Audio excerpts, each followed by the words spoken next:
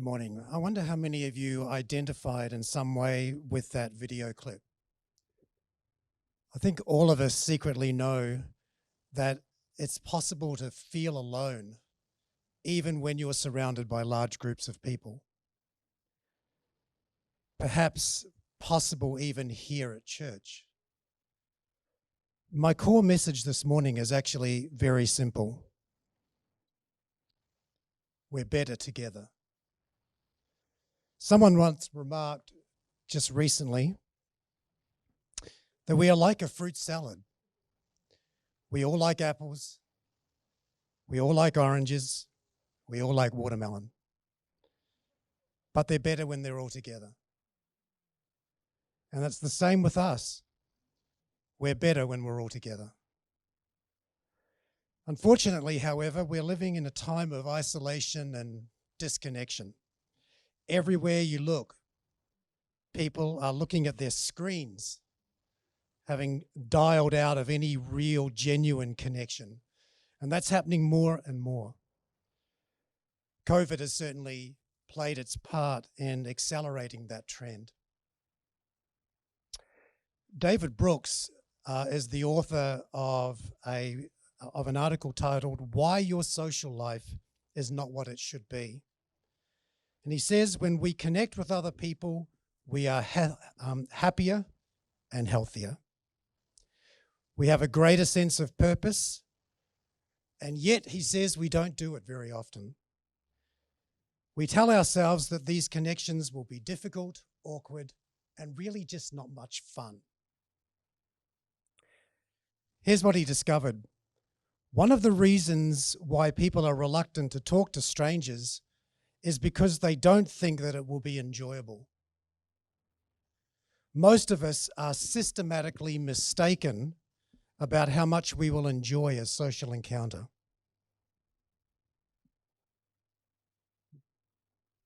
Commuters expect to have a less pleasant ride if they strike up conversation with a stranger, hence why 25% of commuters say that they would never dream of talking to another traveller. They would prefer to remain in their isolation. Brooks goes on to say, but what they actually experience when they do try is exactly the opposite.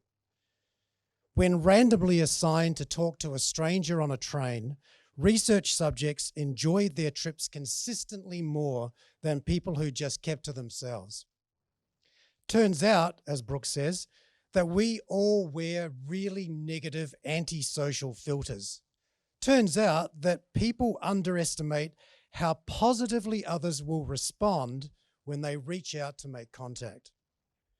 People consistently underestimate how much they're going to learn if they enter into a conversation with other people. They underestimate, he says, how much they would like the person. He goes on to say, we live in an anxiety-drenched world that causes us to avoid situations where we end up in contact with other people, and it's really destroying us. What often happens is that I'm afraid when I talk to somebody else that I'm going to say the wrong thing, that it's going to take effort, it's going to generate anxiety, that I'm going to look foolish and say something that I regret and say something stupid. However, it turns out that when you initiate conversation with people, they are not primarily assessing you for intelligence or even for social competence. Mostly, he's discovered in his research, mostly what people are assessing each other for is warmth. We're just wondering, are you interested in me? Do you care about me? And when we receive that from another person, it brings us to life. And when we give that to another person, strangely, that gives us life. My general view, Brooks concludes, is that the fate of America and perhaps the world will be importantly determined by, and I love this, by how we treat each other in the smallest acts of daily life. Just being aware of others within your circle of influence. It means being a genius of the close at hand, detecting the anxiety in somebody's voice and taking the time to ask what's wrong, knowing how to talk across differences, but most importantly, not being too busy to be interrupted. It hasn't just been Brooks who has been writing on this subject. There's book after book coming out on these very trends in Western society in particular. There's 3 books that have gone on to become bestsellers: The Lonely Century, The Crisis of Connection, and Lost Connections. That's just in the last 12 to 18 months or so. Those books have become international bestsellers. Robert Putnam, a professor at Harvard, published a book in 2000 titled Bowling Alone. And in it, he charts the decline in community life in America over the last 4 decades. The title comes from the percentage of adults who today belong to a bowling league, 10-pin bowling league, big thing in America. Today, only about a quarter of the numbers are part of a bowling league compared to the 1960s. Other examples cited: the percentage of people who volunteer to help out in a political campaign, stuffing envelopes, making phone calls, going door to door, etc. The number of people who are willing to volunteer in that capacity, it's about half of what it was in the late 60s. Active membership in local clubs and organisations like the Parent Teachers Association and schools has dropped by about half percentage-wise since the 1970s. People are visiting one another less and less frequently, not having friends over for dinner, not getting together even to do social things like playing cards. By every objective measure of participation in community and civic life is declining. Why does this disconnectedness occur? Well, that's going to be a question that you'll take up in your small groups after this today. But you would think that in the world more technologically connected than ever before, with vast arrays of modes of transport, ease and affordability of travel, you would think that there would be no reason for people to experience a sense of loneliness or isolation. So why are people disconnected? Well, we could trace that for lots of reasons. Individualism at its worst. Perhaps at its more understandable, it's the fear of rejection. Somebody once said, "I'm afraid to tell you who I am because you may not like who I am, and it's all that I have." We could perhaps lay it at the feet of the pace of life. People are just too hurried today. Time is the greatest gift that we can give to another person. Do you plan to schedule around your relationships, or do you squeeze them in out of a misguided sense of obligation and duty? And that's where it ends. The problem is that withdrawal doesn't cost much. The problem is that relationships require time and commitment, emotionally, physically. Yes, relationships come at a cost. Involvement with others' lives can be very, very messy. But we kid ourselves if we think that we are living successful, God-honoring, God-centered lives if we are neglecting that dimension.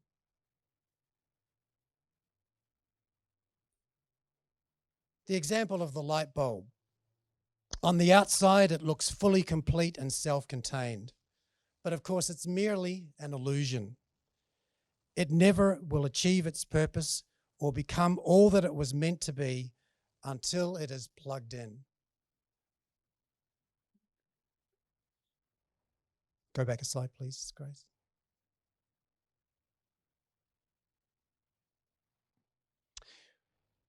With billions of people in the world, someone should be able to figure out a system where no one is lonely anymore. Somebody has. That someone is God. And that system is community. And that community is the church. That's us. That's God's plan for no one on this earth to be left out. Being in community, in meaningful relationships, is life-giving in the most literal sense. One of the most famous research projects on relationships is called the Alameda County Study. It was headed by a social scientist, and it went for more than a decade tracking the lives of over 7,000 people. The study found that the most isolated people are 3 times more likely to die than those with strong relational connections. People who have bad health habits, smoke, have poor eating habits, wrestle with obesity, abuse alcohol, poor health habits generally, but they have strong social ties nonetheless. They live significantly longer than people who have great individualistic health habits but are isolated. In other words, it's better to eat Mars bar with good friends than to eat broccoli alone. Scientifically true. Another scientific study was published in the Journal of the AMA. They took 276 volunteers and they infected them all with a virus that produces the common cold. Well, this study found that people with strong emotional connections, people who live in community, in other words, did 4 times better fighting off illness than folks who were isolated. They were less susceptible to colds, they shed less virus, and get this, they produced significantly less mucus than relationally unconnected subjects. I'm not making that up, it is in the study. Literally true. Unfriendly people are snottier than friendly people.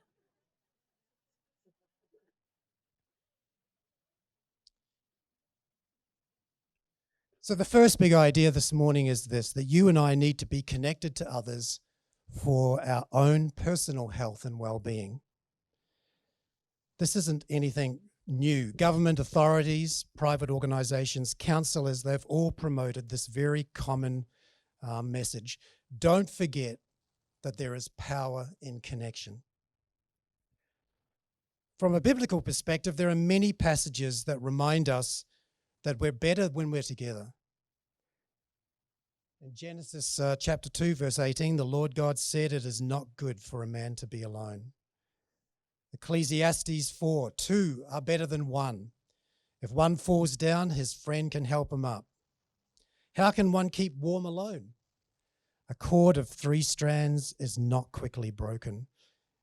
Proverbs, a generous man will prosper. He who refreshes others will himself be refreshed. It was the close relationship between living in community and health that led to the establishment of what has become an annual event. This was just last Thursday. The Queen died on that day, so I guess that overshadowed Are You OK Day, but it has become a very, very significant annual event. On this day, as many of you know, people are encouraged to take the time to just simply ask each other, are you okay, really? The person behind it was this man, Gavin Larkin. And I'm just going to read from the article. When Gavin Larkin's father took his own life in 1995, the emotional repercussions were major. Barry Larkin was Gavin's hero, a man he loved and admired. Gavin, his brothers, and his family and friends were left bereft. It was tragic and it was devastating. You go through this incredible emotional roller coaster. Sadly, it's a feeling experienced by almost 2,000 grieving Australian families every year. We have the equivalent, folks, of 6 to 7 suicides per day in this country. That's a number far higher than the national road toll. We just don't get to hear about it for sensitive reasons. Suicides don't make it to the newspapers all that often. To Gavin, now an advertising executive, that statistic is disgusting. For Australia to experience such a high rate of suicide, he says, is unacceptable. But how do you stop a growing tide of human sadness driven by a society in which people feel increasingly isolated? So Gavin decided to do something about it. His father's loss would not simply be another statistic. Research has shown that simply talking to someone decreases their risk of self-harm. It seems so easy, and yet so few people regularly connect with friends, family, and even workmates they suspect might be experiencing a dark period in their lives. Gavin's mission is simple. He wants Australians to get connected and stay connected, and so he established Are You OK Day, an initiative, he says, to get us talking to each other.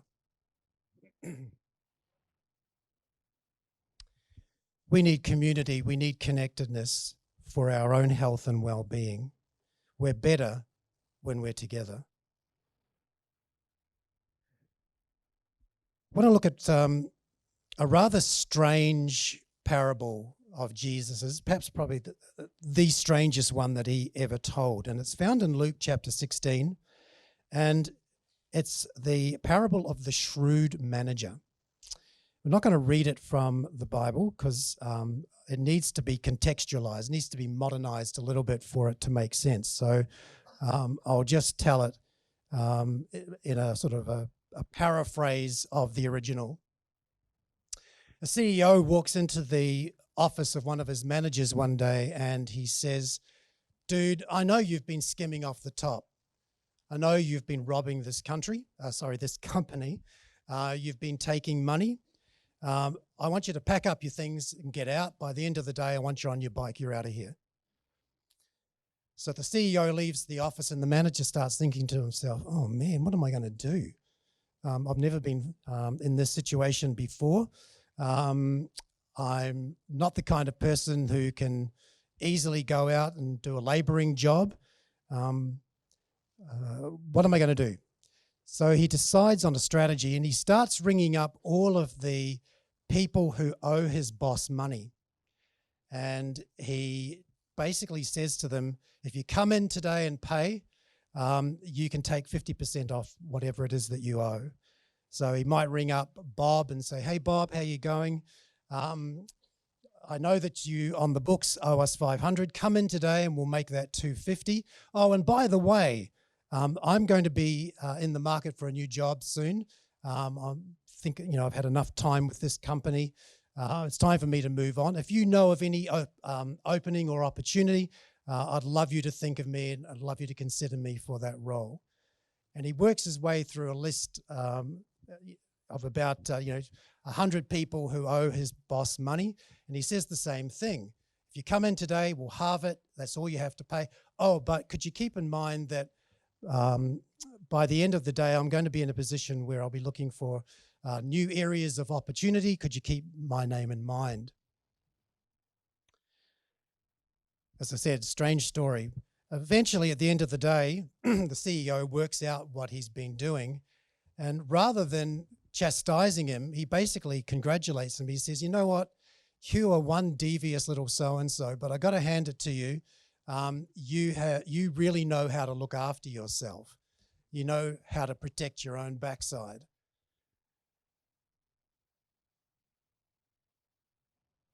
And so he admires the dishonest rascal, says Jesus, in Jesus' words. He admired, the CEO, admired the dishonest rascal for being so shrewd. Well, what was so shrewd about what he did?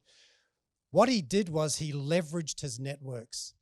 He leveraged his connections and set himself up to go from one workplace to another.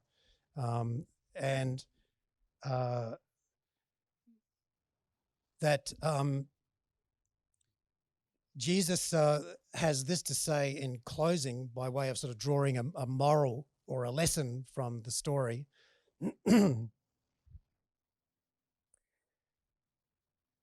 It is true that the children of this world are more shrewd in dealing with the world around them than are the children of the light. What do you mean by that, Jesus? Well, he's basically saying that people in the world understand the importance of networks. They understand the importance of connections. And people in the world are able to leverage those to make a life for themselves, even if it ends up in them acting in devious ways. Jesus is basically saying, I don't want you to live like the world or in the world, but you do have to acknowledge the fact that people in the world do a really good job of managing and investing in their connections with other people. They're much better at doing that than people of the light, Christians, followers of the way, etc.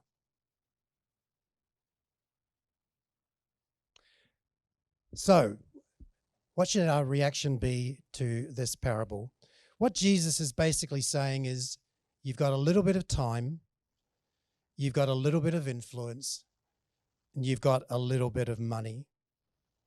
What are you going to do with it? If you want to know what to do with your life to experience a sense of fulfillment and significance, it is to invest in your relationships with others.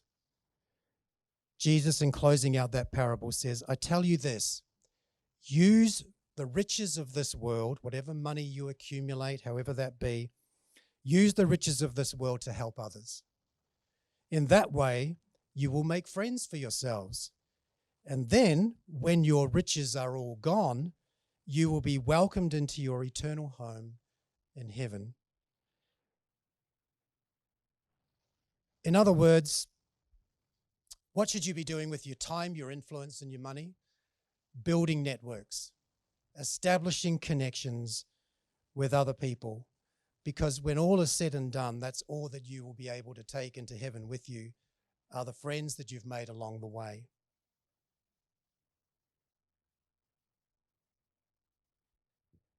See, the only real value that money has is its potential to be used in the building of relationships and networks with people, because at the end of the day, our relationships with people are truly the only thing that we can take into eternity.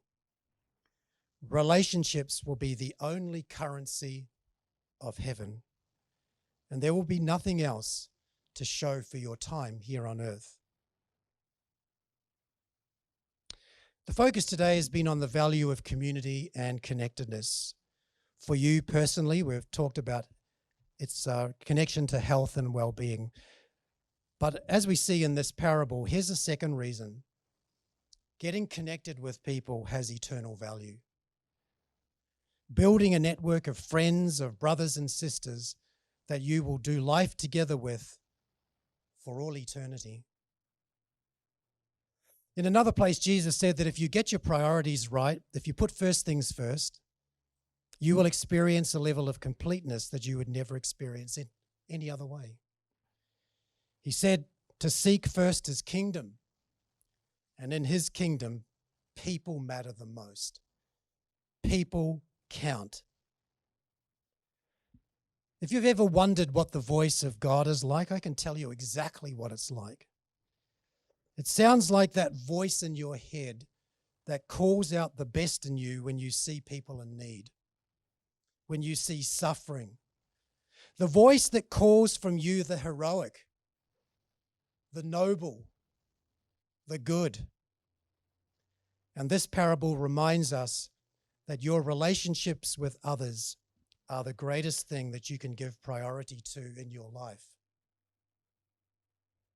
His challenge is that when we do that, everything else will make sense. Perhaps because in the joy of community with others, we slowly begin to lose our interest in all the other things that we could have potentially given our life to that would have ultimately only left us empty. So what can you do to be more connected, especially to people here in the church in 2022? Invite people home for meals. Maybe make a decision to mentor a younger person. Text, email, write notes of encouragement to one another. Support the social events of the church and the service opportunities that come our way. Invite friends, relatives, colleagues here to church, where hopefully each week they hear truth spoken into their lives. Open your home, provide connecting points for small groups, and finally participate in a small group. Today's talk has actually been a bit of a poster child for what Jared is going to speak on next week, because Jared is going to take us through a whole new paradigm of small groups experiences next week.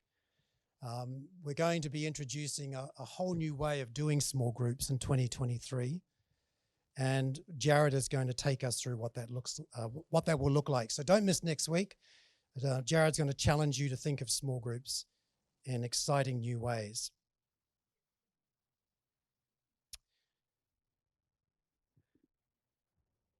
Some further advice: make deliberate efforts to slow down. Busyness, it's the great enemy of relationships. We become preoccupied in our lives. I know I do, and I'm sure you do too. We become preoccupied with making a living, doing our work, paying bills, accomplishing goals, as if all of these things are the point of life. They are not. The point of life is learning to love God and other people. So what do you need to cut out of your schedule to make that possible? We all need to establish some greater margins in our lives so that we aren't always pressed for time and worn to a frazzle. So laugh more, drive slower, deliberately choose the longest line at the supermarket to teach yourself patience. On the roads, stay in the same lane for longer. Stop and talk to people. Walk often with your spouse or your kids. Include quiet times in your day. Make time for other people. So my prayer for you is to commit to connecting with other members, particularly strangers, and to be part of one of the church's small group initiatives, because they truly are the engine of spiritual growth. And in a jaded world where people just don't care about what you believe until they believe that you care about them, this must become a core value of every church that seeks to grow in the 21st century. Above all, always be alive to the possibility that life change is actually possible for people when you choose to live your life the way God intended, closely and richly connected to other people. Don't forget, we're like a fruit salad. We're better together.